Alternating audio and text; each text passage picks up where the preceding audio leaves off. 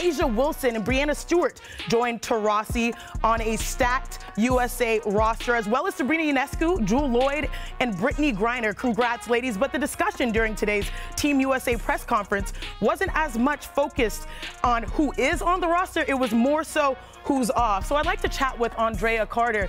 What have you made of all of this conversation about Caitlin Clark? Even though we have a day to celebrate with so many amazing ladies making the roster, what have you made of the conversation about Caitlin being left off?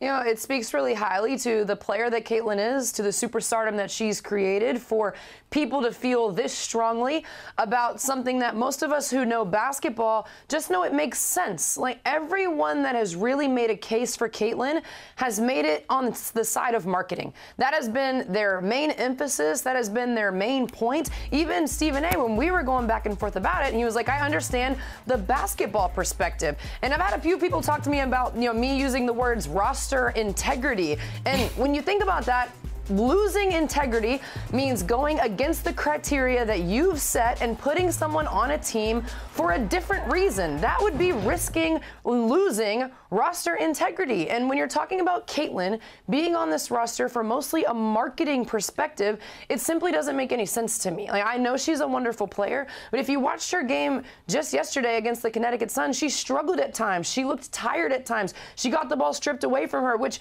granted, it's from Alyssa Thomas. But what I think people are thinking about, which I get, is what if everything goes right? This could grow the game. This could grow the WNBA, and that's fine. But the Olympic goal is not to grow the WNBA. The goal of Team USA, especially the women's basketball team, is to win a 9th straight gold medal. That is the ultimate mission. And for me, if I'm on the committee, one, roster integrity, who has earned a right on this team? Who's participated in camp? Who has experience? Who played for us together with the World Cup teams? Who has chemistry with each other?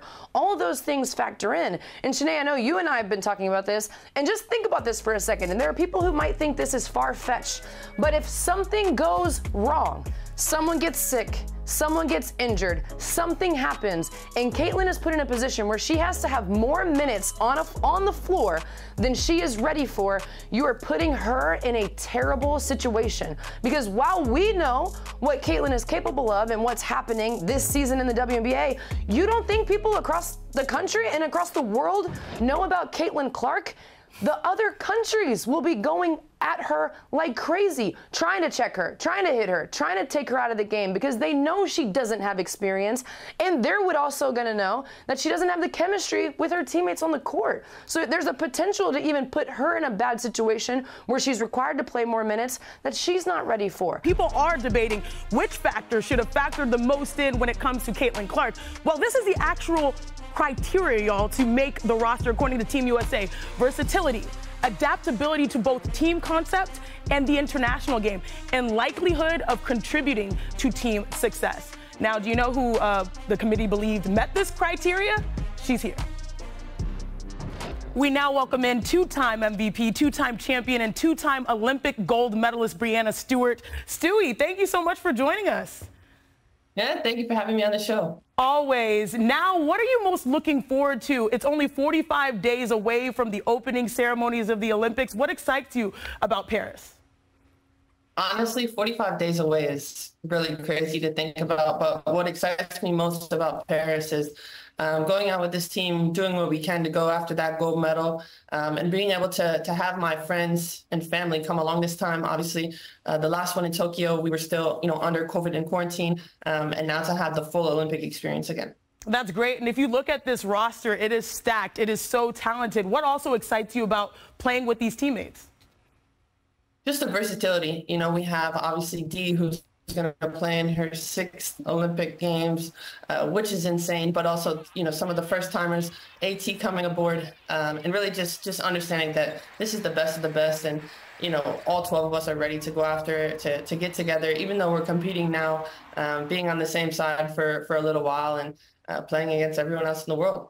And Stewie, you mentioned DT going for number 6. This is going to be your 3rd Olympic Games. You made Team USA your rookie season, one of only 4 WNBA players to do so in their first season in the league. A lot of people are questioning why also star rookie Caitlin Clark is not on this roster. What do you make of all of this?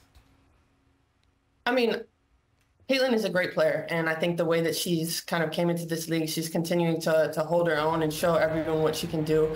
I think that, I'm excited to go alongside these 12, but know that Caitlin is going to have a bright future with USA Basketball. And I think, the points that she made, she's even more motivated, more hungry, and just knowing that her time is going to come. Okay, removing Team USA from that factor, what do you make of Caitlin's first month in the WNBA? Yeah, I mean, her first month in the W, obviously, aside from the numbers, the viewership, the attendance, the way that she plays the game, she's ultra competitive, her ability to really stretch the floor and find her teammates. Obviously, there is a learning curve, and you know that as well when you come to the W, so she's trying to figure that out. But, she has these games where it's like you have to guard her wherever she is. That is true, but that's the same for you, Stewie, because your first month of the WNBA has been straight up stellar. Your New York Liberty have won 7 in a row and currently have the second best record in the WNBA. But coming up next is a huge test against the Las Vegas Aces. What really motivates this team this year to sort of right the wrongs from last year? I think our biggest motivation is just the way that we weren't able to kind of get over that final step and final hump. Obviously, Vegas is an incredible team, and them winning the championship last year, and knowing that we're going to play them at the end of this week, we're excited about. But just continuing to build our chemistry, our rhythm together, and making sure that we enjoyed this entire process. Like during the 7-month drought of the WNBA, we missed our fans at Barclays, and it's good to be back in Brooklyn, and we know, all the things that we can be better at this season. And we're seeing it because you guys are hitting your stride just in time. Thank you so much for joining us today. Congrats on the season and good luck ahead of the Olympics, Stewie.